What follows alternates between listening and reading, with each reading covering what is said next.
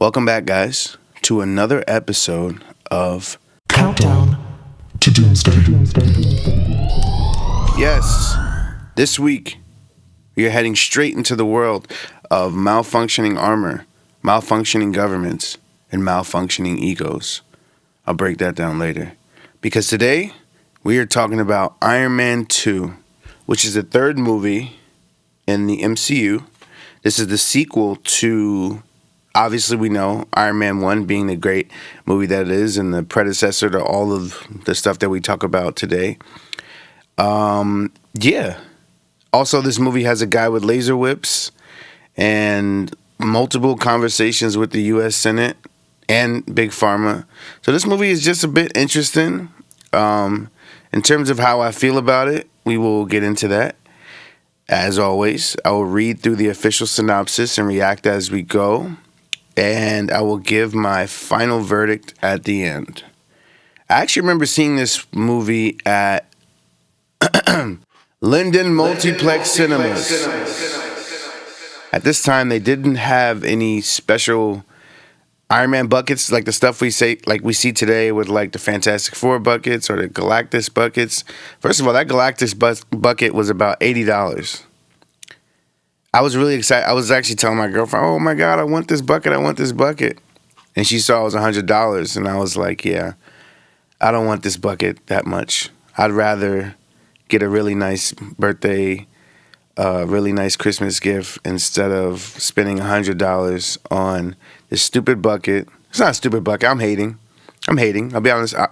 I'll be accountable. I really wanted that bucket, but it wasn't worth your girlfriend spending $100 on that bucket. Yeah, no, we're good. I'd rather some Bottega Veneta boots. Let me shut up. That was the correlation is wild. Like Galactus bucket or Bottega Veneta boots. Not too much on me. Yeah, I just remember they had like a popcorn bag that had the Tony Stark on it and some of the graphics from the movie. That's pretty much it. I also remember thinking that Whiplash looked like he escaped from like a prison that was in the DC universe. I don't know. I was a kid. I didn't really understand a lot of things. So, yeah. I don't know. He doesn't really give Marvel to me because he doesn't look anything like the character from the comics. And not to take a shot at DC. I almost lied. I was about to say I love DC. I'm not a fan of the disconnected universe that they've created, like the Snyderverse, Christopher Nolan. I don't gotta say people when I say Marvel. Marvel. Speak for itself. All movies in continuity. Even if they gotta change the next movie to connect the first one, like they'll do that. Or they'll connect something that didn't make sense and close that chapter off. They do that. DC, it's a new person every single week. Don't get me wrong, I did love Superman, but guess what? We're going left. This is not about DC. This is about Marvel. We back. Here we go. In Russia, the news details Stark Industries CEO Tony Stark, obviously we know Robert Downey Jr., revealing his identity as Iron Man to the world. Ivan Vanko, played by Mickey Rourke, as you know, blood man. Where is my blood? I want my blood. Give me my blood. What is blood? Blood. Somebody in the comments spell blood. Give me my blood. Ivan Vanko, whose father, Anton Vanko, played by, hold up, this is Yevgeny Lazarev, has just died. Sees this and begins building an arc reactor similar to Stark's. Anton tells Ivan before dying that all he could give Ivan was his knowledge and that it should have been Ivan on the TV instead of Tony. Ivan had access to some old blueprints for the arc reactor, and they had two names on it, Howard Stark and Anton Vanko. Now, what this does for me is now I question that's how most things work in the government, right? There's one top person that's doing it, one face, and there's somebody that's in the background that's not really the face, who's helping the face look like this amazing face. So I think that's a pretty cool detail. It's like This is like Howard Stark's demons coming back. Like, they made this together, and then he kind of died off. He became the face of this amazing technology, and Ivan Vanko kind of fell to the side. 6 months later, Stark has used his Iron Man armor to help maintain world peace. He reinstitutes the Stark Expo in Flushing Meadows, shout out to Flushing Meadows, got the best movie theater, to continue his father's legacy. Now, the last time Stark Expo was held was before, in 1974, obviously led by Howard Stark. Now, what's up? Oh, you thought I left? No, I'm still here. You already know what time it is. Oh, nah, I'm not saying it yet. I'm still talking. As you know, one of the greatest men. My phone just vibrated while I was really locking in on his voice. Yeah, like I was saying before I was rudely interrupted. As you know, one of the greatest men to ever exist. The reason for the MCU and the movies that we watch. You already know, every movie that we're gonna go through, we give respect to the greatest man alive, Stan Lee, right? But you know what time it is. This is time for Stan Lee cameo. Stan Lee cameo. I repeat, a Stan Lee cameo. I sound like the guy from 107.5 WWBBLLS.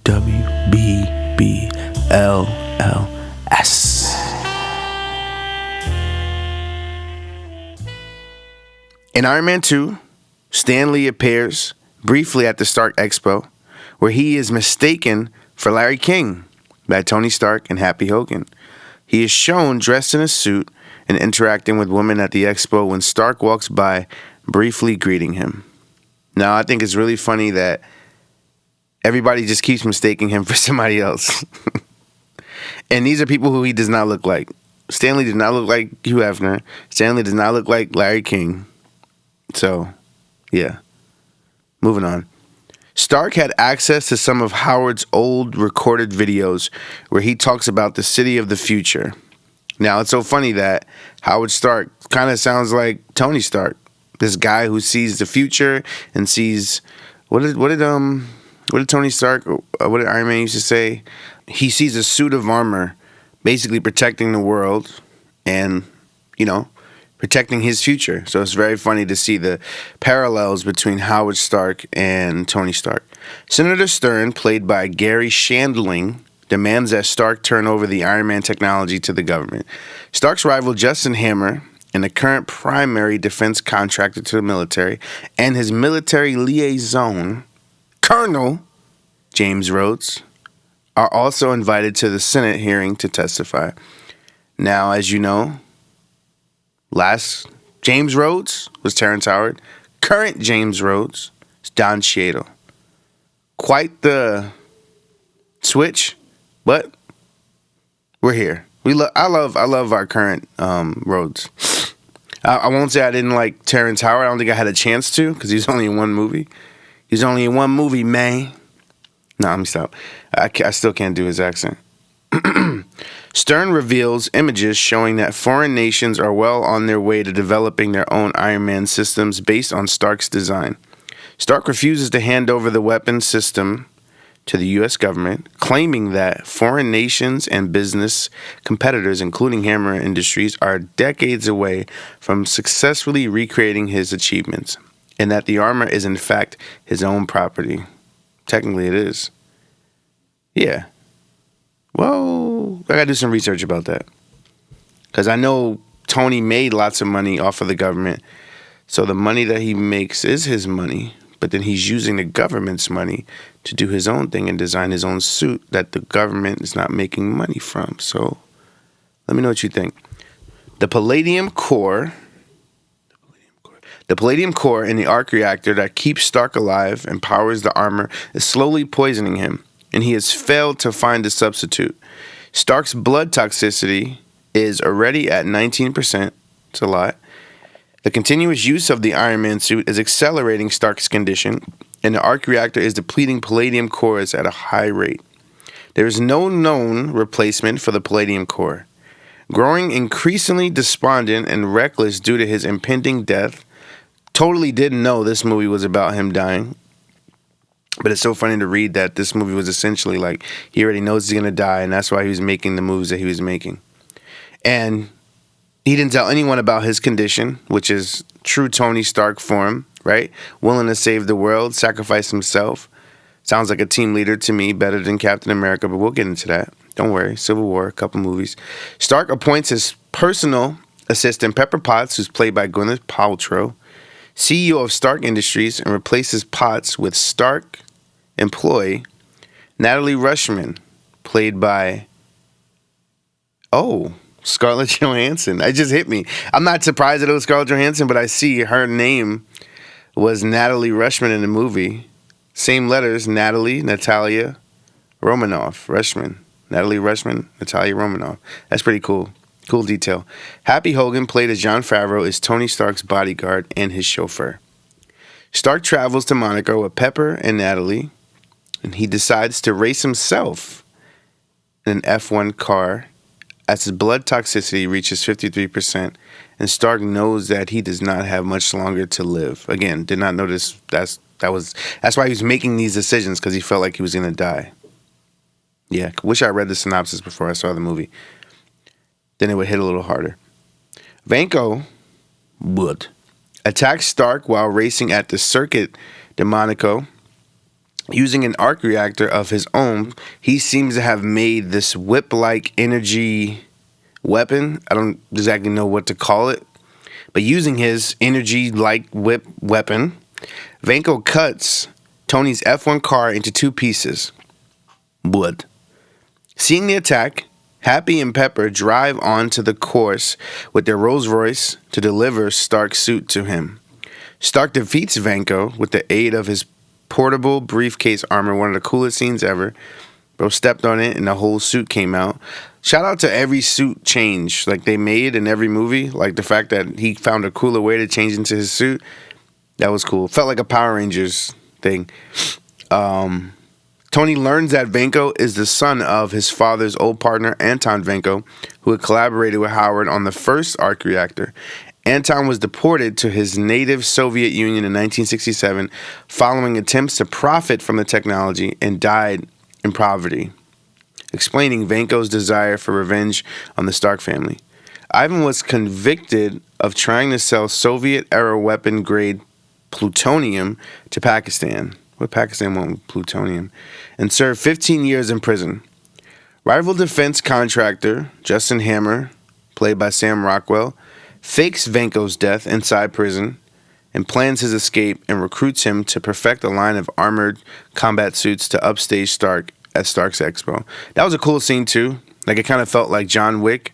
It kind of felt like a crossover of John Wick and Jason Bourne when Vanko was leaving the prison. And obviously Mickey Rourke is an amazing actor, and that action sequence is pretty cool. He's like breaking people's necks, punching people in the face, like kicking people. It's pretty cool.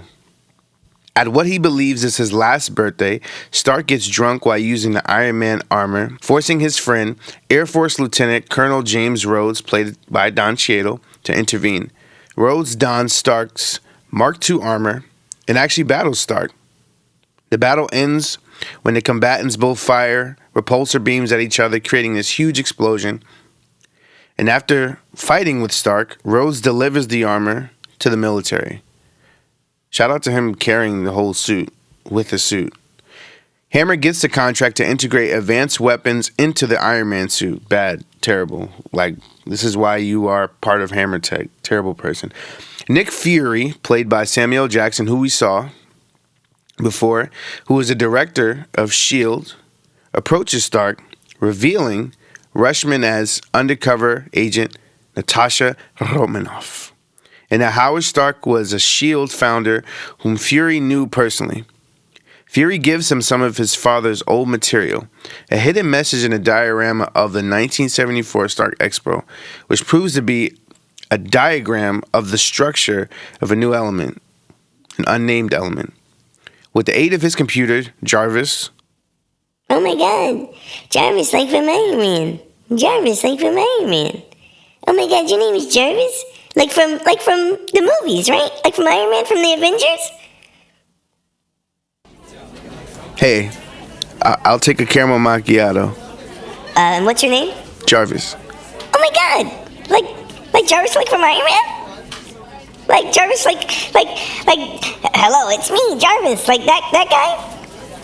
No. And Jarvis, as you know, is played by Paul Bettany, right? Vanko reveals to Stark that he is still alive and seeking revenge, so Stark uses the untested element, removing his dependency on the palladium. So I remember Stark made a whole new arc reactor. It's like a power-up. It's like Digimon. Like, Ragamon Digivolves to Ukagagamon. If you know anything about Digimon, this was not a rare moment.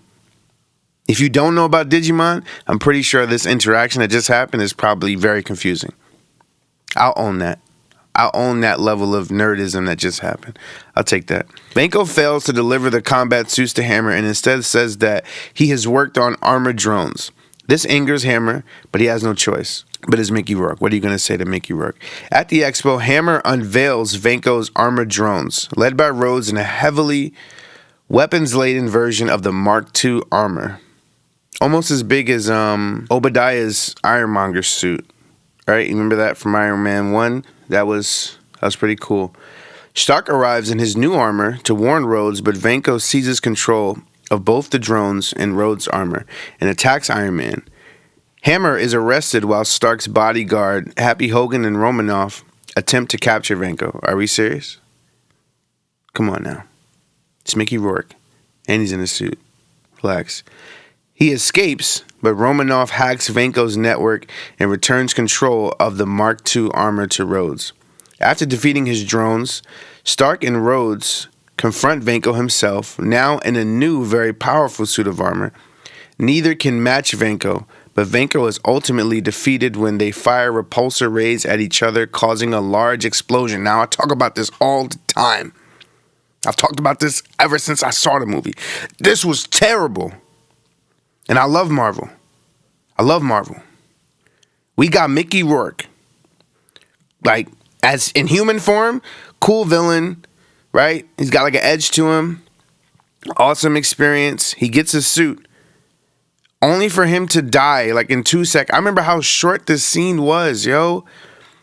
I'm watching this whole movie with my pops. I'm so excited. Like, oh, it's the final showdown 2-on-1. They about to get cracking. They about to be doing spinning moves. About to pew, shoo,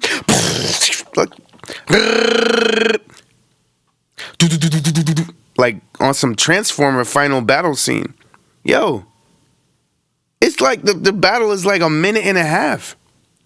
And then they use the technique that they used before. Yo, well, let's do that thing again. That worked earlier by accident. Great movie, but just that scene always does it for me. With his suit too damaged to continue the fight, Vanko activates his suit's self-destruct mechanism, along with that of his drones, apparently killing himself in the process. No more blood. Rest in peace. I cannot love my blood anymore. My blood. Stark saves Potts from the exploding drones, and Potts quits as CEO, and she and Stark kiss. That's a cool moment, right? It was gross as a kid, but I definitely like the fact that this tension that they've been building since Iron Man 1 finally paid off. And it's so cool that she had to quit in order to kiss him. Yeah, rich people problems. That's awesome. At a debriefing, while news footage of the Hulk's rampage plays, Fury informs Stark that while Iron Man is a suitable candidate for the Avengers Initiative, he himself is not. Now, that's a lot of self-awareness. Shout out to you, Tony Stark. Stark agrees to serve as a consultant if Senator Stearns acts as presenter at a ceremony planned for awarding Stark and Rhodes with medals for bravery, which Stern reluctantly does. It's a great end to the movie. In a post-credit scene, Strategic Homeland Intervention Enforcement and Logistics Division high-ranking agent Coulson, played by Clark Gregg, reports the discovery of a large hammer at the bottom of a crater in a New Mexico desert. Cue Thunderbolt strike. But now you know, I'm going to go over the budget. We're going to talk about the profit. We're going to talk about the accrual. We're going to talk about if it was a bad movie, did they lose a budget, right? We do this every episode. The 2010 film Iron Man 2 had a production budget of $200 million and grossed approximately $623 million worldwide, resulting in a profit of $423 million. Like I said, there was a different pop with Iron Man than it was with the Hulk. So the profit is going to be a bit larger with Iron Man because Tony Stark is the heart of the MCU. And I'll argue that till I pass on. As you know, I always cover some behind the scenes accoutrements, or should I say accoutrements, right? As we know, Don Cheadle steps in as the new James Rhodey Rhodes, replacing Terrence Howard. His first line jokingly acknowledges the recast. He says, "It's me, I'm here, deal with it." A top-tier meta moment from Jon Favreau, the director. Great. Awesome.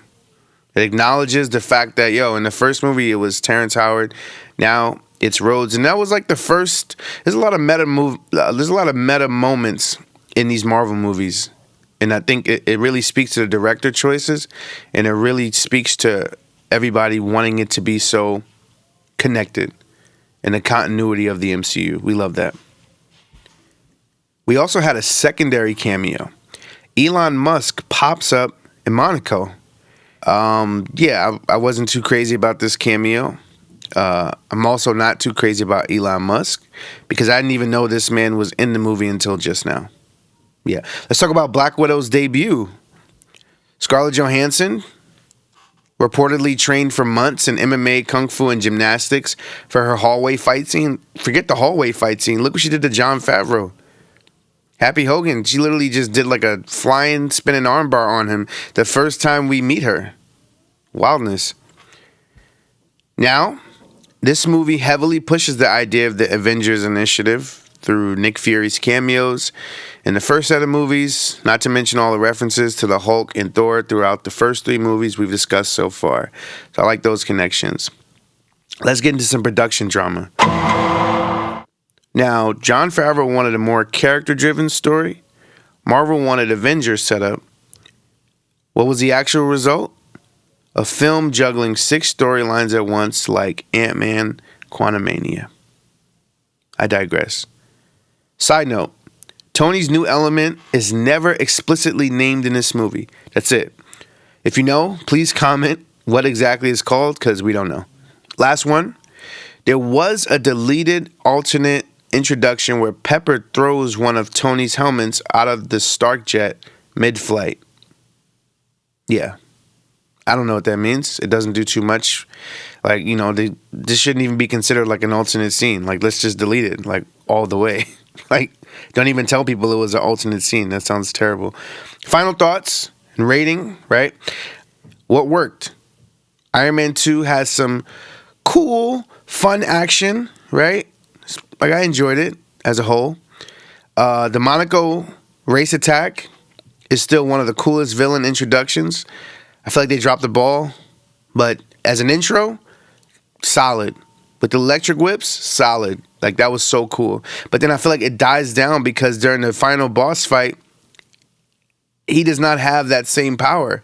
Like, it was cool that Vanko had that level of power because Tony didn't have a suit. And even with the suit, he was still kind of like, getting pieced up a little bit. I would have loved to see Tony kind of wilter and sweat, him and Rhodes at that final boss fight. I would have enjoyed that. But they were so prepared that it was like they packed her up real quick. But that's that. I also love the Tony Rhodey dynamic. Finally, right? We tried to see it in the beginning, couldn't see it because, Terrence Howard, Don Cheadle, The plot, Terrence Howard, What didn't work? The plot feels like it's being pulled in 3 different directions. As I said before, we have one, Tony's health crisis and him dying, which I didn't know was like the theme in the movie. Vanko's revenge, and then Hammer's midlife crisis meltdown, and then also the Avengers setup. It was a lot. And that's like 4 movies stuffed into one metal foot-powered Iron Man briefcase. Favorite line was when Tony said, "I'm not saying I'm an expert. I'm just saying I'm the most qualified person in the world. Very much giving millionaire classic Stark energy. We love it. My rating, 6 out of 10 Infinity Stones. Solid sequel. Not quite a fully charged arc reactor, but definitely not running on low battery. Thanks again for showing up. Episode 3. Next time, we're stepping through a wormhole to a place with gods, hammers, and very questionable blonde eyebrows. Because, yeah, we're talking Thor, baby. Again, send in your thoughts. Like, where does Iron Man 2 rank in your MCU list? Obviously, like I said, I gave it a 6 out of 10. Is it an underrated gem or a terrible, chaotic Monster energy drink? No disrespect to Monster, right? I am a bucked up ambassador, so it's always bucked up. Please like, comment, subscribe. We over here at Countdown to Doomsday is greatly appreciated. And as always, I'll see you once more on next week's episode of Countdown to Doomsday.